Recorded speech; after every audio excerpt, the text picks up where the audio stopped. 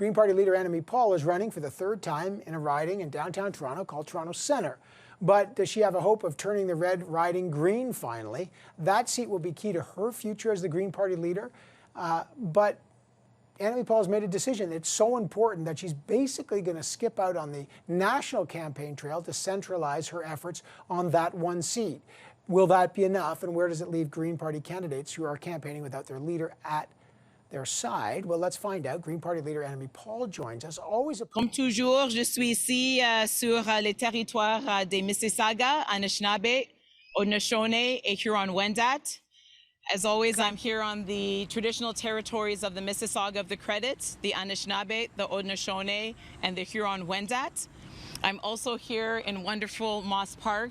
As I promised you, I would be taking you on a tour of the country, in fact, a tour of the world, just here in Toronto Centre. Moss Park is one of the most, it's really a city within the city. It's one of the most diverse places in Canada. We have many newcomers in this community. We have many frontline workers, many essential workers. Many of the things that our country is confronting now, you can see unfolding in this wonderful, resilient, and incredibly generous community. This is a wonderful day, a wonderful day. We are officially opening our Toronto Centre office. We have already launched the campaign, but it is always an incredibly important day when you open your office. This, of course, is something that we wanted to do as soon as we could. Now that we have the opportunity to actually work together, to be together, to have our volunteers congregate together, this is it. And what a fantastic location, right? I mean, this is... We are right here in the heart of the village. This is one of the beating hearts of Toronto Centre. This is a community where many of our volunteers, many of our members, this is their home as well, physically, literally their home. And so being here, being in this vibrant community, being in this community that was so supportive of us in the 2020 by-election is going to be really meaningful and also, let's be honest, a lot of fun. So in terms of Toronto Centre, I've said these things before, but Toronto Centre for me, if you're looking for an origin story for myself and my family, and I see my mom over there, I'm going to call you over in a second, Mommy. The origin story for us is really here in Toronto Centre. I was born in Toronto Centre. My mother's first job after becoming a qualified teacher in Canada was in Toronto Centre. That's part of the ambiance, the trucks. My grandmother, who was a nurse back in the Caribbean, when she came to Canada and wanted to continue at least caring for people, she became a personal support worker and a nurse's aide, and she worked in the hospitals in this riding as well. And so this is a place that means a great deal to our family. And for me, when I thought, where do I want to contribute my service? It was clear to me, as it has been, it was in 2019 and in the 2020 by-election, that I wanted it to be Toronto Centre. Toronto Centre is an incredibly special place. It's the smallest riding in the country and the densest riding in the country. It's a place where many new Canadians come to start their lives in Canada. It's an incredibly diverse riding, an incredibly active riding. It really is a microcosm of our country. So many of the issues that we are facing as a country, you can see them playing out here. Toronto Centre is a place where many people continue to struggle with addiction and with drug use.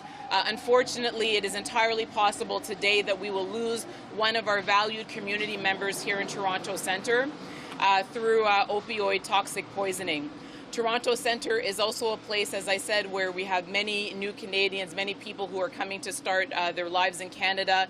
It's a place that is the centre of the urban Indigenous population in Canada. It's a place that is one of the least affordable ridings in the entire country as well. Even with all of this diversity and even with the challenges, this is a community that is incredibly resilient. And throughout the pandemic, everyone across the community, whether in low-income neighborhoods, high-income neighborhoods, they stepped in and said, what can I do to help my neighbor? What can I do to help my community? I have never encountered a place as civic-minded as Toronto Centre. It's doing all it can for itself. It's doing all it can to help itself. It needs some more help from the person that chooses to represent it. It needs a champion in Ottawa, and I want to be that champion. I am seeking to be that champion for this community, one that is so generous, so resilient, and has provided us with our frontline workers, has provided us with our healthcare workers, has done so much for itself during this pandemic, and just needs a little help from the real representation that it deserves. And so my leaders tour, the bulk of it, was going to be here in this community. And I'm going to invite all of Canada to join me as I tour the neighborhoods of this very special community and talk about the issues that matter to people across Canada, and talk about the difference that our green policies could make in your lives. My election as leader of the Green Party of Canada was proof that this can still be a country of extraordinary firsts, that this can still be a country where we can make history. I approach this election in the same way that I approached the election for the leadership of my party, with hope, with humility, with humor, and yes, to my kids, I can be funny. Yeah, okay. With humor, and most of all, from start to finish, I hope with a great deal of honesty and honor. And I extend the same invitation to all Canadians, all of the people of Canada, as I did on the night that I was elected leader. I say to them, to every person that is ready to be daring, to every person that is ready to strike out in that new direction towards a better future, I say welcome, I say now is the time, and I say join us. Thank you so much. Always a pleasure. This is your first federal election campaign, but the third time you're trying to run in Toronto Centre. Why did you make this decision, and it's a curious one for a national leader, not to travel across the country? Other leaders are both trying to win a riding and traveling across the country, even now during this pandemic. So what justifies the reason not to campaign with other Green leaders? Phil DeLuna is our candidate in Toronto St. Paul's, and a shining example of what we hope to bring to Ottawa in terms of Green MPs. Phil was the youngest ever director at the National Research Council, and if elected, he would be the first Filipino man from Ontario sent to our parliament. He took 6 months off in order to present himself as our candidate. He is an extraordinary person, an incredibly thoughtful person with groundbreaking ideas, particularly around the climate. And so, as I said before, take a look and see who's running in your community for the Greens. I think you'll find someone extraordinary, someone incredibly committed to the community, and that would be a compelling voice for your community in Ottawa. We are here on the traditional territories of the Mississauga of the Credit, the Anishinaabe, the Haudenosaunee, and the Huron-Wendat, and also in the riding of Toronto St. Paul's.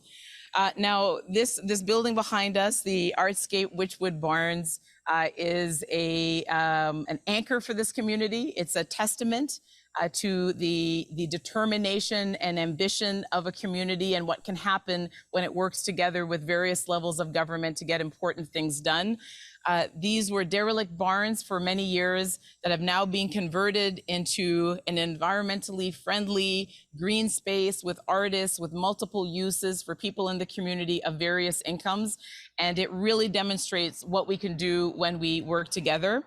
Toronto St. Paul's is a community that is very close to me and my family. I spent much of my childhood growing up here in the schools in this neighborhood. My mother taught in this neighborhood, and many of my immediate family live in this neighborhood.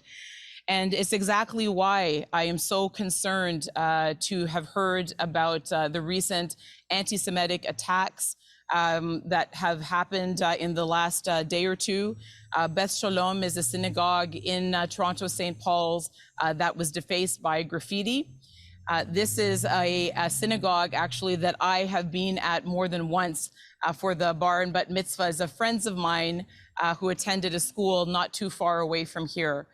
As a federal leader and as a Jewish person, I'm extremely concerned about the rise in anti-Semitism. I was very saddened and concerned to hear about the defacing of posters of 2 Liberal candidates in Montreal. And so let me say now what I always say, which is that anti-Semitism has no place. It should have no room to grow in Canada. We need to denounce it collectively. We need to call out hate whenever we see it. Silence emboldens the hate. And members of the Jewish community are counting on every person in Canada to raise their voice whenever these incidents happen. Is that I believe that the Green Party of Canada is ready to make its breakthrough in Ontario. We are ready to win seats in Ontario. We are ready to offer the representation that people in Ontario deserve, both at the federal level and the provincial level. And if we can do this here, and we will. And if we can win some other ridings that we're going for, like Phil DeLuna's riding in Toronto, St. Paul's, like Mimi Lee's riding in Markham Thornhill, you know, we absolutely, if we can do that, we can in fact come here, you two. Come here. Okay? Yeah, oh, and Adrian Curry in Davenport, come on over. I'm from Ontario. I know that the kind of green voices that we can bring to Ottawa and bring to the Ontario legislature matter and will make a difference in people's lives. All right? All right. So this is the beginning, and I'm excited. Alors, my younger sister is in the hospital as we speak, giving birth to her first child. She is my only sister, and we are a very close family. Today, my mother and myself would have loved to have been in the hospital to support my sister through her birth and to be there to greet a grandson and a new nephew. Unfortunately, we're not going to be able to do that. I want to thank my family. This is my husband, Mark, my son, Malachi. My other son, Jonas, is on the phone because he's away at school, but he's here, technology.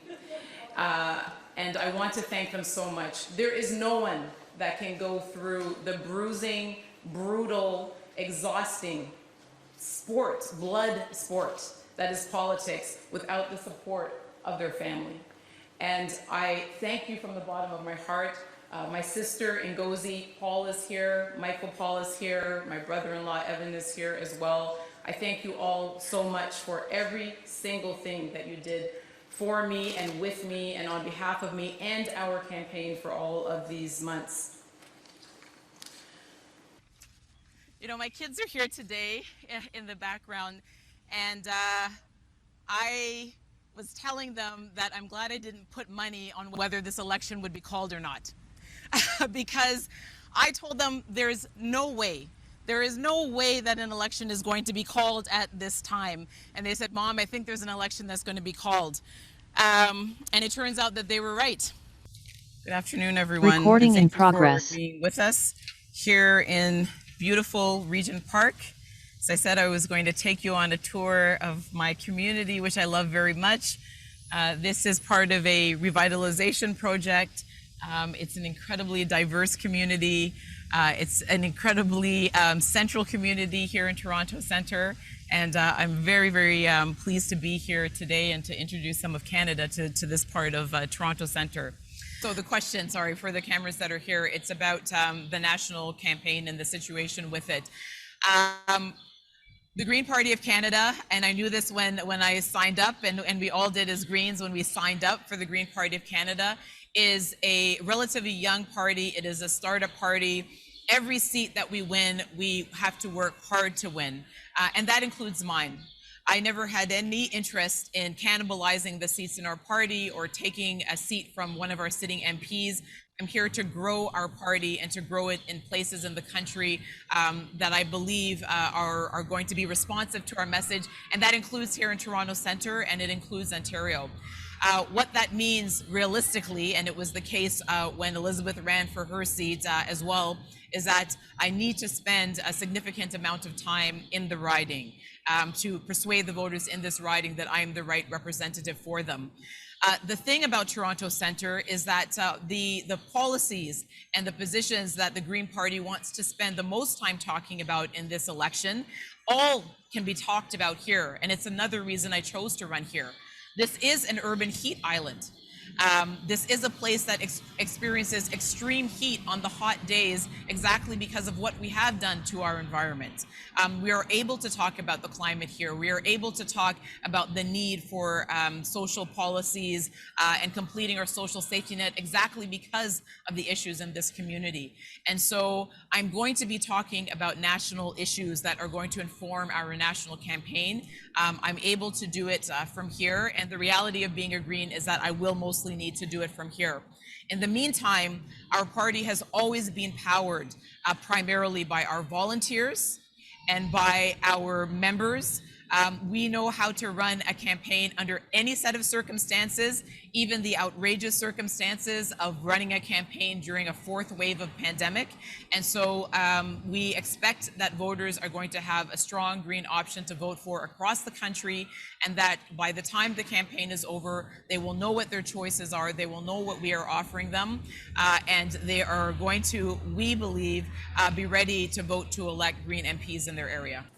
It's not the youngest party. The Greens were founded in Canada in 1983, and I know you were hampered by travel during the pandemic, but all the other leaders are traveling. I'm just trying to, how do people consider you a national leader? How does your own party, and you know there's been a lot of internal divisions, think of you as a national leader? There's candidates that are trying to run for the Greens and they never get to see the leader. How do you do it by just focusing on basically your own riding? What does that say to people?